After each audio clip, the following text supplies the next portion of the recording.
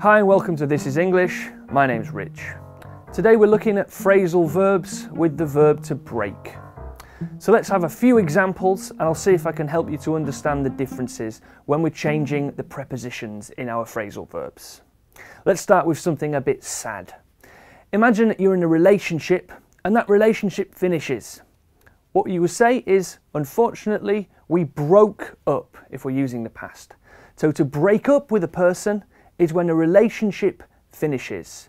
Now this is only a romantic relationship, not a business relationship. Another alternative for break up is also split up. It's got exactly the same meaning when a romantic relationship comes to an end, break up or split up. So the opposite of up would be down. But the logic, unfortunately, doesn't make sense when we're using the phrasal verb. To break down is when something stops working. For example, communication between two countries could break down, or even your car could break down. So let's imagine you're driving along the road, your car starts making some crazy noises, so you pull over to the side of the road, only to understand that your car has broken down. So, broken down, it stopped working. Other phrasal verbs with break could be to break in.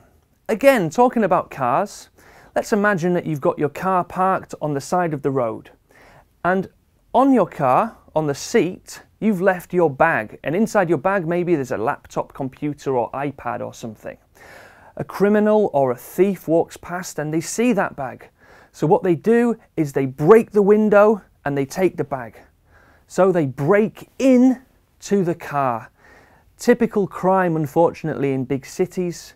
So to break in could be when somebody breaks something to get something illegally, of course, in this case. Opposite of break in would be to break out. So again, talking about crime, let's imagine that there's a criminal who's in prison. Of course, he's not very happy in the prison, so they want to escape. So they try to break out of the prison. Not such an easy thing to do, but he wants to break out and break away from the prison. Now, it's really important that you practice the contexts and try and use these different phrasal verbs in the right way. Let's remember that logic, unfortunately, will not help us. Download the exercise, click the link, and see if you can help yourself to remember these different phrasal verbs. Hope that's been useful. We're going to see you again on This is English.